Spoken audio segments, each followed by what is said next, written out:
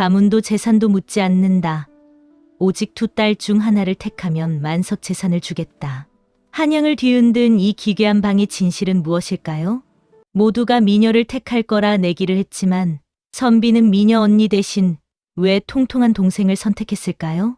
그 재미있는 야담이 지금 시작됩니다. 초연야담에 방문해 진심으로 감사드립니다. 여러분의 좋아요와 구독은 커다란 사랑입니다. 꾹 눌러주세요. 어느 날 한양 곳곳에는 이상한 방이 붙었습니다. 강원도 상골의 만석군 최부자가 사위를 구한다는 내용이었습니다. 그런데 조건이 이상했습니다. 가문을 묻지 않는다. 재산을 묻지 않는다. 오로지 직접 찾아와서 두 딸 중 한 명을 선택하기만 하면 전 재산을 물려주겠다는 것이었습니다. 사람들은 혀를 찼습니다. 분명 무슨 흉계가 있을 것이라고. 딸들이 무언가 문제가 있을 거야 라고도 했고, 어떤 이는 최 부자가 노망이 들었다고 했고, 어떤 이는 그것이 진심이라 해도 만석 재산을 물려받은 대가로 평생 불임을 당하게 될 것이라 했습니다. 그러나 김진사에게 그 방은 달리 읽혔습니다. 그는 조건 없는 조건 속에 숨어 있는 진짜 조건을 보았습니다. 가문도 재산도 아닌 것, 그것이 무엇인지 궁금했습니다. 사실 김진사의 살림은 그 방이 눈에 들어올 만큼 어렵기도 했기 때문입니다. 겨우내 얼어붙었던 처마 끝에서 물이 뚝뚝 떨어지는 초가삼간. 비가 새는 자리마다 물 단지가 놓인 방 안에서 붓소리만이 멈추지 않았습니다. 본명은 김윤서. 진사 시험에는 합격했으나 그 이상의 길은 번번이 막혔습니다. 집안이 기울어도 너무 기울었고 연줄은 처음부터 없었습니다. 그가 가진 것이라고는 다라해진 책 몇 권과 그 책들 사이에서 길어올린 생각들 뿐이었습니다. 그날 밤, 그는 마침내 한 편의 글을 완성했습니다. 제목은 길었습니다. 객주 독점의 폐단을 논하고 민생 유통을 바로잡는 소고. 읽을 사람이 있을지 없을지도 모르는 채로 그는 마지막 마침표를 찍었습니다. 그리고 붓을 내려놓으며 혼잣말처럼 중얼거렸습니다. 답은 여기 있는데 읽어줄 사람이 없구나. 하지만 김진사는 아직 모르고 있었습니다. 이미 그 글이 한양 어딘가에서 읽히기 시작했다는 사실을 말입니다. 며칠 전 그는 글의 일부를 동네 서당 훈장에게 보여준 적이 있었습니다. 훈장은 그 글을 흥미롭게 읽더니 조심스럽게 필사해 두었습니다. 그리고 그 글은 어느새 도성의 몇몇 선비들 사이에서 조용히 돌기 시작하고 있었습니다. 물론 그 사실을 김진사는 아직 알지 못했습니다. 마침 그때 마당 쪽에서 무언가 떨어지는 소리가 났습니다. 편지 한 통이었습니다. 고급 한지에 쌓여 있었고 인장은 없었습니다. 필체는 단정하되 힘이 넘쳤습니다. 마치 마음을 정확히 겨냥해 쏜 화살처럼 글자들이 종이 위에 박혀 있었습니다. 편지에는 이렇게 적혀 있었습니다.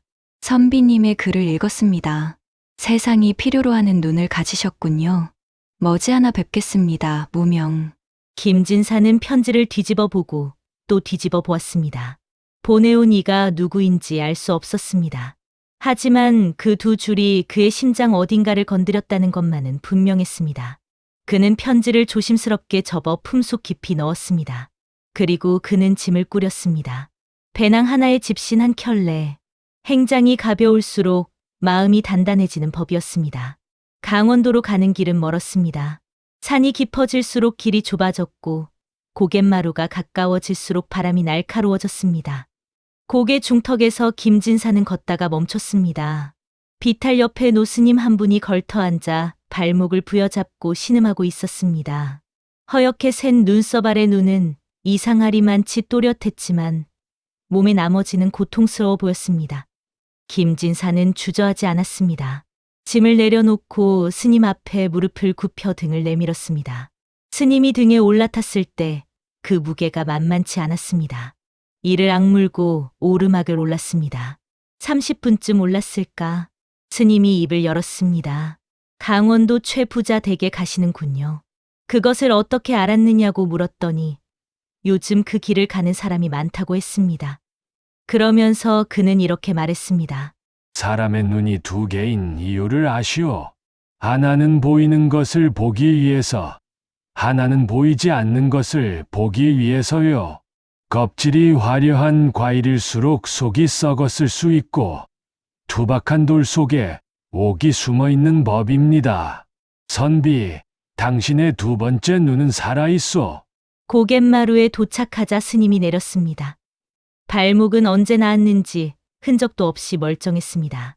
고맙다는 말 한마디를 남기고 스님은 안개 속으로 사라졌습니다. 너무 빠른 걸음이었습니다. 도저히 방금 전까지 발목을 붙잡고 앉아있던 사람의 걸음이 아니었습니다. 김진사는 한참을 그 자리에 서서 안개를 바라보았습니다. 허름한 사찰 뒤편, 가사를 훌렁벗어 던진 스님의 안에서 겹겹이 껴입은 솜저고리가 나타났습니다. 땀이 흥건했습니다. 등에 엎여 오르막길을 올라가는 동안 그 몸무게 전부를 상대방에게 기꺼이 맡겨야 했으니 더울 수밖에 없었습니다. 솜저고리를 입은 것은 노스님이 아니었습니다. 둥글넓적한 얼굴, 크고 건강한 체구의 젊은 여인이었습니다. 그녀는 맺힌 땀을 닦으며 혼자 조용히 웃었습니다. 등이 따뜻하네. 좋아. 합격. 최금옥이었습니다. 그녀는 이미 이 만남 전부를 계획하고 있었습니다. 겉에서 보면 허름한 초가였습니다. 썩어가는 나무 기둥, 이영이 내려앉은 지붕. 하지만 그 안으로 들어서는 순간 다른 세계가 펼쳐졌습니다. 각 도별로 배치된 횃불이 방 안을 밝혔고 벽면을 가득 채운 것은 조선 팔도의 지도였습니다. 지도 위에는 색깔이 다른 핀들이 촘촘하게 박혀 있었습니다. 붉은 것은 팔로, 파란 것은 교통로, 노란 것은 위험 지점이었습니다. 그 앞에 금옥이 앉아 있었습니다. 겹겹이 껴입은 솜저고리 때문에 보기에는 답답해 보였지만 손가락만은 번개처럼 움직였습니다. 주파날이 튕겨나갔다 돌아왔다를 반복하는 소리가 리듬처럼 방을 채웠습니다. 땀이 이마를 타고 흘렀지만 그녀는 옷을 벗지 않았습니다. 옷은 위장이었습니다. 최금옥은 16에 처음 교역을 혼자 성사시켰습니다. 아버지 최만석의 이름을 앞세우고 그 뒤에서 직접 장부를 짜고 교역로를 만들고 협상을 했습니다. 세상은 그것이 최 부자의 재주라 알았지만 최 부자 본인은 누구보다 잘 알았습니다. 이 집안을 만석으로 일군 것은 자신이 아니라 둘째 딸이었습니다. 그날 허무관이 조용히 들어왔습니다. 그는 전직 포도청 무관 출신으로 금옥의 오른팔이었습니다. 상단의 보안과 정보 수집을 담당하며 입버릇처럼 말하곤 했습니다. 아 씨의 머리에는 이 나라 최고의 무관 10명을 합쳐도 못 당한다고. 허무관이 전한 소식은 이것이었습니다. 이판서의 장남 이도준이 연희아 씨에게 서찰을 보냈고 연희아 씨가 답장을 했습니다. 곧 만남이 성사된 것이라고. 금옥은 주판을 내려놓으며 말했습니다. 예상보다 사흘 빠르네. 그리고 벽에서 낡은 스님 가사를 꺼냈습니다. 허무관이 당황했습니다. 그러나 금옥은 이미 솜저고리를 하나 더 껴입으며 웃고 있었습니다.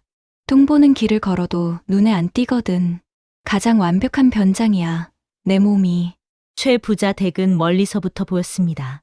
가까이 가서 보니 산자락을 등에 지고 서 있는 고래등 같은 기와집이었습니다. 굵은 기둥, 넓은 마당, 연기가 피어오르는 부엌, 부잣집의 위용이란 이런 것이었습니다. 김진사는 문 앞에서 잠시 멈춰 숨을 골랐습니다. 최 부자는 예상보다 호탕한 사람이었습니다. 방을 붙인 지 석 달 만에 선비 같은 인물이 처음 왔습니다 라며 마치 오래 기다린 손님을 맞이하듯 문을 활짝 열었습니다. 사흘의 시간이 주어졌습니다. 자유롭게 집을 돌아다니고 두 딸을 보고 그리고 결정하면 된다는 것이었습니다. 김진사는 그 말을 들으며 생각했습니다. 단 사흘로 사람을 알 수 있을까? 답은 그날 저녁에 시작되었습니다. 미닫이 문이 열리고 첫째 딸 연희가 들어왔습니다. 방 안이 한 단계 밝아지는 것 같은 느낌이었습니다. 빼어난 미모의 나긋한 목소리, 곱게 단장한 차림새. 문 남성들이 그녀를 선택하고 싶어 이 길을 왔을 것임은 의심의 여지가 없었습니다. 이어 둘째 딸 금옥이 들어왔습니다. 문지방이 꽉 찰 것처럼 넉넉한 체구, 묵직한 걸음걸이, 땀이 배어있는 이마. 연희와는 극명한 대조였습니다. 그러나 금옥의 눈은 달랐습니다. 잠깐 마주쳤을 뿐인데 그 눈이 무언가를 읽고 있다는 것을 김진사는 느꼈습니다. 방에 돌아온 김진사는 오래 잠들지 못했습니다. 고개 낄 스님의 말이 귓가에 맴돌았습니다. 이튿날 새벽 3시였습니다. 잠이 안 온 김진사가 마당을 거닐다가 희미한 등불을 발견했습니다. 곳간 문이 살짝 열려 있었습니다. 안에서 무언가를 주고받는 소리가 났습니다. 그는 기둥 뒤에 몸을 숨기고 안을 들여다보았습니다. 둘째 딸 금옥이었습니다. 굵은 팔로 곡식 자루를 들어 마을 사람들에게 하나씩 나눠주고 있었습니다. 흙먼지를 뒤집어 쓴 노인들이 떨리는 손으로 자루를 받았습니다. 금옥은 한 명씩 눈을 맞추며 넘겼습니다. 마을 어르신 한 분이 금옥의 손을 붙잡으며 이 겨울을 날 수 있겠다고 했습니다. 금옥은 그 손을 맞잡으며 조용히 말했습니다. 봄이 오면 꼭 갚으려 하지 마세요. 그냥 이웃끼리 나누는 거예요. 김진사는 그 자리에서 한참을 움직이지 못했습니다. 그러다 문득 자루에 찍힌 인장을 보았습니다. 금아, 어디선가 들어본 이름이었습니다. 그는 기억을 더듬었지만 쉽게 잡히지 않았습니다. 그날 오전에 그는 뒷마당에서 다른 장면을 목격했습니다.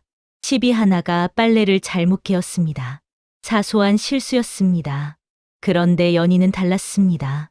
주변에 아무도 없다고 생각했는지 목소리를 낮추어 그러나 분명하게 차갑게 말했습니다. 그 말의 내용은 빨래 하나를 잘못 갠 것과는 어울리지 않는 위협이었습니다. 시비는 새파랗게 질렸습니다. 연희는 돌아서는 순간 표정을 바꾸었습니다. 먼 곳에서 사람이 오는 것이 보이자 상냥한 미소가 돌아왔습니다. 그 속도가 너무 빠르고 너무 완벽했습니다. 김진사는 처음으로 불편함을 느꼈습니다. 그리고 다시 새벽에 보았던 곳간이 떠올랐습니다. 그날 오후 마을 주막에 낯선 일행이 들어왔습니다. 이도준이었습니다. 한양 이판서의 장남, 기름진 얼굴에 값비싼 옷, 손가락에는 반지가 여러 개였습니다. 수아 둘을 데리고 막걸리를 마시며 나누는 이야기는 낮은 목소리였지만 주막 처마 위에 있는 귀에는 모두 들렸습니다. 이도준의 계획은 간단했습니다. 연희를 통해 최 부자의 재산 이전 증서의 도장을 받는 것, 최 부자의 만석 재산을 합법적인 형식을 빌려 흡수하는 것. 이후 연희가 어떻게 되든 그것은 그의 관심 밖이었습니다. 둘째 딸에 대해서는 코웃음을 쳤습니다. 어차피 그 뚱보는 시집도 못 갈 테고 먹여 살려야 하니 재산 압류에 불만도 없겠지. 수아 하나가 이상한 낌새를 느꼈습니다. 누가 보는 것 같다고 했습니다. 이도준은 코웃음 쳤습니다. 이런 시골에서 누가 보겠어? 그러나 주막 처마 위 거지 복장을 한 사람이 조용히 내려가고 있었습니다. 손에는 꽃비녀가 쥐어져 있었습니다. 금옥의 신표였습니다. 금화 상단의 귀는 이도준이 생각한 것보다 훨씬 가까이 있었습니다. 갑자기 소나기가 쏟아졌습니다. 마당에 널린 곡식과 빨래가 순식간에 젖을 위기였습니다. 연희는 빗소리를 듣자마자 방 안으로 뛰어들어갔습니다. 안에서 누군가를 부르는 소리가 났지만 나오는 사람은 없었습니다. 금옥이 뛰어나왔습니다. 곧이어 하인들이 따라 나왔습니다. 흙탕물이 튀어도 아랑곳없이 곡식 자루를 들고 달렸습니다. 비는 점점 새졌습니다. 김진사가 잠시 망설이다가 뛰어들었습니다. 금옥이 깜짝 놀라 그를 쳐다보았습니다. 그는 아무 말 없이 자루를 들었습니다. 빗속에서 두 사람은 한마디 약속도 없이 자연스럽게 손발이 맞았습니다. 흙탕물이 흰 옷을 얼룩지게 만들었지만 김진사는 신경 쓰지 않았습니다. 곡식을 다 드리고 나서야 처마 아래에 나란히 서게 되었습니다. 둘 다 완전히 젖어 있었습니다. 금옥이 먼저 말했습니다. 선비님, 도포가 다 젖었네요. 김진사가 대답했습니다. 괜찮습니다. 밥을 지킨 거니까요. 금옥이 처음으로 크게 웃었습니다. 억누르려다 터진 것처럼 배에서 나오는 웃음이었습니다. 마당에 빗소리가 가득했습니다. 그 웃음 소리가 오래 남았습니다. 그날 밤 김진사는 다시 잠을 이루지 못했습니다. 마당을 거닐다가 금옥의 방에서 새어나오는 불빛을 보았습니다. 창호지 너머로 희미하게 비치는 그림자를 보니 금옥은 책상 앞에 앉아 무언가를 들여다보고 있었습니다. 가까이 다가갔을 때 창호지 너머로 보인 것은 방대한 장부였습니다. 그리고 팔도 지도였습니다. 벽면을 가득 채운 지도 위에 핀이 촘촘하게 박혀 있었습니다. 그것은 단순한 집안의 장부가 아니었습니다. 그때 창을 통해 한 사람이 조용히 들어왔습니다. 낯선 인물이었으나 금옥은 전혀 놀라지 않았습니다. 그가 전한 내용은 이도준이 연희에게 접근해 장부 열람을 요청했고 연희가 허락했다는 것이었습니다. 금옥은 장부에서 눈을 떼지 않은 채 물었습니다. 연희 언니가 뭐라 했나요? 사흘 뒤 이도준이 온다는 답이 돌아왔습니다. 금옥은 붓을 내려놓고 창밖을 바라보았습니다. 어둠 속 창호지에 김진사의 그림자가 보였습니다. 금옥은 그 그림자를 바라보다가 조용히 말했습니다. 듣지 말라는 듯도 들으라는 듯도 아닌 목소리로. 사흘이면 충분해. 창호지 너머 김진사의 그림자가 멈추었다가 천천히 물러갔습니다. 선택 전날 최 부자가 아끼는 귀한 청아백자 하나가 깨졌습니다. 안채에서 요란한 소리가 나더니 정적이 흘렀습니다. 범인은 연희였습니다. 비단 치마를 돌리다 탁자를 건드린 것이었습니다. 도자기는 마루 아래로 떨어져 부서졌습니다. 연희는 잠시 굳었다가 고양이가 뛰어올라와 건드렸다고 했습니다. 침착하고 자연스러운 목소리였습니다. 마당에 고양이는 보이지 않았지만 아버지가 확인하러 나가기 전에 연희는 이미 다른 이야기로 화제를 돌리고 있었습니다. 그런데 금옥이 나섰습니다. 자신이 부주의했다고 안채에 들어갔다가 건드린 것이라고 말했습니다. 아버지 앞에 무릎을 꿇고 용서를 빌었습니다. 최 부자는 오래 꾸짖지 않았습니다. 금옥은 시종일관 고개를 숙인 채였고 연희는 그 옆에서 아무 말이 없었습니다. 멀리서 이 장면을 지켜본 김진사는 아무 말도 하지 않았습니다. 그는 그날 저녁 오랫동안 방 안에서 붓을 들고 멍하니 앉아 있었습니다. 눈인가 마음인가 스님이 말한 두 번째 눈이란 무엇인가. 선택의 날 아침 마을 사람들이 구름처럼 몰려들었습니다. 모두가 답을 알고 있다는 듯한 표정이었습니다. 내기가 오갔습니다. 연희를 선택할 것이 분명하니 얼마나 빨리 이름을 말하느냐로 내기를 하는 사람도 있었습니다. 연희는 꽃단장을 하고 앉아 이미 승자의 미소를 짓고 있었습니다. 금옥은 그 옆에 조용히 서 있었습니다. 솜저고리, 땀이 배인 이마, 무뚝뚝한 표정. 변한 것이 없었습니다. 이도준도 구석에 팔짱을 끼고 서 있었습니다. 어차피 자신의 계획과 무관한 선택이었습니다. 연희가 선택받든 아니든 이미 증서에 손을 쓴 뒤였습니다. 최 부자가 김진사 앞에 섰습니다. 사흘을 봤으니 결정하라고 했습니다. 장내가 고요해졌습니다. 바람 한 점도 없었습니다. 김진사가 앞으로 나서며 금옥을 바라보았습니다. 그리고 단호하게 말했습니다. 저는 둘째 따님 금옥 낭자와 혼인하겠습니다. 연희의 표정이 굳어졌습니다. 마을 사람들이 웅성거렸습니다. 이도준의 눈빛이 미묘하게 흔들렸습니다. 최 부자만이 잠시 침묵하다가 배 속에서 끌어올리는 것 같은 웃음을 터뜨렸습니다. 역시 자네야말로 진짜 보배를 알아보는군.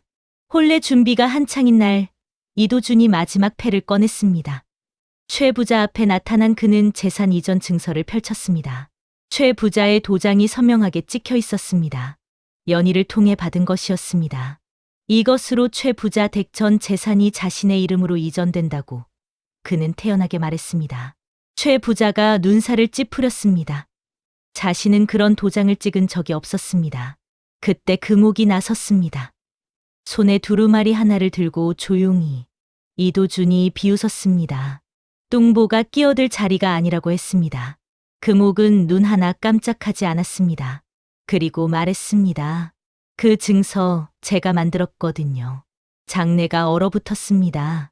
금옥은 천천히 설명했습니다. 이도준이 연희에게 접근한다는 것을 6개월 전부터 알고 있었습니다. 연희가 넘긴 증서는 자신이 미리 준비한 가짜였습니다. 도장도 가짜, 내용도 가짜였습니다. 이도준은 6개월 동안 가짜를 진짜라 믿으며 움직이고 있었던 것입니다. 그리고 금옥이 두루마리를 펼쳤습니다. 이도준의 이름이 가득했습니다. 이판서 댁이 지난 5년간 조작한 세금 장부, 지방 부호에게 강제로 빼앗은 재산 목록, 이도준 본인이 직접 서명한 거래 증서들, 금화 상단이 7년에 걸쳐 수집한 증거들이었습니다. 이도준의 얼굴에서 색이 빠졌습니다. 금옥은 허무관에게 고개를 끄덕이며 물었습니다. 포도청에 연락했느냐고. 이미 어사 대감이 오는 중이라는 답이 돌아왔습니다. 포도청 포졸들이 대문을 열고 들어왔습니다. 이도준이 도망치려 했지만 이미 사방이 막혀 있었습니다. 그는 포졸들에게 끌려가면서 금옥을 향해 악을 썼습니다. 말은 짧게 소개할 수 없을 정도로 거칠었습니다. 금옥은 그 말을 들으며 조금도 흔들리지 않았습니다. 포졸들이 그를 데리고 나가는 것을 보면서 그녀는 마지막으로 한마디 남겼습니다. 저는 최금옥입니다. 금화 상단 수장이고요. 앞으로 이름을 기억해 두십시오. 마당에 정적이 흘렀습니다. 사람들이 금옥을 다시 보았습니다. 겹겹이 껴입은 솜저고리, 땀이 배인 이마, 둥글널쩍한 얼굴. 그런데 그 눈빛이 달랐습니다. 처음부터 달랐던 것인지 지금 처음 달라 보이는 것인지 알 수 없었습니다. 연희는 방 한 구석에 무릎을 안고 앉아 있었습니다. 울다가 지쳐 눈이 퉁퉁 부어 있었습니다. 금옥이 손에 따뜻한 죽 한 그릇을 들고 들어왔습니다. 금옥은 연희가 속은 것이라고 했습니다. 그리고 옆에 앉았습니다. 연희가 조용히 말했습니다. 알면서도 그 말을 믿고 싶었어. 아무도 자신을 진짜로 봐주지 않고 얼굴만 보고 그 얼굴을 이용하려고만 했다고. 금옥은 그 말을 다 들은 뒤에 말했습니다. 언니가 무서웠던 거 알아. 나도 무서웠어. 그래서 속옷을 이렇게 껴입은 거고. 예쁘면 이용당하고 크면 무시당하고. 어차피 여자는 다 어떤 식으로든 투명인간이지. 그래서 나는 그냥 진짜를 알아보는 사람이 나타날 때까지 기다리기로 했어. 두 자매는 오래 말을 하지 않았습니다. 방 안에 죽 끓는 냄새와 촛불 타는 소리만이 가득했습니다. 혼례는 다음 날 치러졌습니다. 화촉이 밝혀진 신방에서 김진사는 처음으로 금옥과 둘이 마주 앉았습니다. 촛불이 두 사람 사이를 가만히 밝혔습니다. 금옥이 겹겹이 껴입었던 솜저고리를 한 겹씩 벗기 시작했습니다. 하나, 둘, 셋. 나올 때마다 땀이 배어 있었습니다. 마지막 한 겹을 벗었을 때 그제야 본래의 금옥이 나타났습니다. 뚱보가 아니었습니다. 건강하고 단단하며 복스러운 체형이었습니다. 귀티가 흘렀습니다. 속옷에 가려 숨어 있던 사람이 아니라 속옷으로 숨기를 선택했던 사람이 그곳에 있었습니다. 김진사가 한참을 아무 말도 못하다가 조심스럽게 물었습니다. 고갯길 스님이 혹시 낭자가 아니었느냐고. 금옥이 눈을 반달로 만들며 속삭이듯 말했습니다. 글쎄요, 그날 선비님 등이 참 따뜻하더라고요. 좋은 사람 같아서 합격시켰습니다. 김진사가 피식 웃었습니다. 촛불이 두 사람을 오래 밝혔습니다. 금옥은 김진사의 집에 들어서는 날부터 달랐습니다. 비가 새는 처마부터 고쳤습니다. 낡은 마루를 다시 깔았습니다. 식량 창고를 정리하고 살림 동선을 바꿨습니다. 금화 상단에서 넘어온 재산은 허투루 쓰이지 않았습니다. 한 냥이 두 냥이 되고 두 냥이 열 냥이 되는 방식으로 쓰였습니다. 김진사는 글 공부에만 전념할 수 있게 되었습니다. 끼니 걱정을 할 필요가 없어졌고 책을 살 돈이 생겼으며 조용히 앉아 생각을 정리할 공간이 생겼습니다. 그는 금옥이 곁에 있는 것이 어떤 의미인지를 날마다 새롭게 알아가고 있었습니다. 그리고 그해 가을, 과거 시험에서 김진사의 이름이 불렸습니다. 장원급제였습니다. 군중 속에서 금옥이 조용히 지켜보며 웃었습니다. 남편의 기쁨이 자신의 기쁨이었습니다. 아무도 그녀를 주목하지 않았지만 그것으로 충분했습니다. 아직은 봄이 왔습니다. 그리고 저작거리에 새 간판이 올라갔습니다. 금화 상단. 글자가 크고 선명했습니다. 허무관이 문을 열었습니다. 줄지어 선 상단 직원들이 고개를 숙였습니다. 허무관이 우렁차게 외쳤습니다. 마님, 이제 세상에 나오셔도 됩니다. 금옥이 문 앞에 섰습니다. 소못이 없었습니다. 당당한 자태, 또렷한 눈빛. 곁에 김진사가 나란히 있었습니다. 마을 사람들이 술렁였습니다. 저 사람이 금옥이냐고, 뚱보 금옥이 금화 상단 주인이었냐고. 금옥이 큰 소리로 말했습니다. 저는 최금옥입니다. 지난 7년간 이 나라 팔도의 유통망을 구축하고 백성들이 제 값을 받을 수 있는 거래 구조를 만들어 왔습니다. 앞으로도 그렇게 할 겁니다. 그때 사신이 도착했습니다. 왕의 사패였습니다. 민생 유통개혁 공로로 금화 상단주 최금욱에게 내리는 특별 사패. 조선 개국 이래 여성에게 사패가 내려진 것은 처음이었습니다. 금옥이 사패를 받아들고 잠시 눈을 감았습니다. 그리고 웃었습니다. 아버지처럼 배 속에서 끌어올리는 호탕한 웃음이었습니다. 봄바람이 저작거리를 가득 채웠습니다. 그날 저녁 연희는 서당에서 아이들을 가르치고 있었습니다. 제잘제잘 떠드는 아이들이 연희를 둘러싸고 있었습니다. 연희의 얼굴에는 꽃단장이 없었습니다. 대신 다른 힘이 있었지요. 금옥이 들어왔습니다. 오늘 성대했다는 말을 전하자 연희가 웃으며 말했습니다. 잘했네. 축하해. 그리고 나는 아이들을 가르치는 게 참 좋다. 금옥이 연희 곁에 앉았습니다. 두 자매가 나란히 어둑해지는 하늘을 바라보았습니다. 연희가 먼저 말했습니다. 금옥아, 고마워. 나를 버리지 않아줘서. 금옥이 대답했습니다. 언니, 우린 자매잖아. 언니가 있어서 나도 무서운 것을 참을 수 있었어. 밖에서 아이들 웃음소리가 들려왔습니다. 두 자매는 그 소리를 들으며 오래 앉아 있었습니다. 세월이 흘렀습니다. 김진사는 정승의 반열에 올랐습니다. 그가 올린 상소와 만든 정책들은 백성들의 삶을 조금씩 바꾸어 나갔습니다. 사람들은 그를 이야기할 때 반드시 한마디를 덧붙였습니다. 그 뒤에 금옥이 있었다고. 금화 상단은 더 커졌습니다. 팔도를 넘어 청나라와도 교역이 이루어졌습니다. 금옥의 이름은 더 이상 숨길 필요가 없었습니다. 연희는 서당을 키웠습니다. 아이들이 넘쳐났고 연희는 날마다 자신의 자리에 있었습니다. 어느 저녁 김진사와 금옥이 마당에 앉아 있었습니다. 금옥이 장부를 들고 들어오다가 옆에 털썩 앉았고 김진사는 책을 덮었습니다. 두 사람은 오랫동안 말을 나누다가 웃었고 또 오랫동안 말 없이 앉아 있었습니다. 그 마당에 등불이 켜졌을 때 김진사가 조용히 말했습니다. 당신 덕분에 내가 이 자리에 있다고. 금옥이 웃으며 말했습니다. 당신이 먼저 합격한 거예요. 나는 그걸 알아본 것뿐이고. 사람들은 오래오래 이 이야기를 했습니다. 세상에서 가장 예리한 눈을 가진 사람들은 겉모습이 아니라 그 사람이 무엇을 위해 땀 흘린지를 본다고. 그리고 세상에서 가장 아름다운 사람은 자신이 가진 것을 세상과 나눌 줄 아는 사람이라고. 투박한 돌 속에 옥이 있었습니다. 그리고 그 옥은 알아보는 눈을 만나 비로소 빛났습니다. 어르신들, 오늘 이야기는 마음에 드셨는지요? 부디 늘 건강하시고 행복한 하루 되시기 바랍니다. 제 부족한 이야기에 끝까지 귀 기울여 주신 어르신이 계시다면 잘 들었다는 말씀 한마디를 댓글로 남겨주시면 이야기꾼에게는 그보다 큰 기쁨이 없겠습니다. 귀한 시간 함께해 주셔서 진심으로 감사드립니다.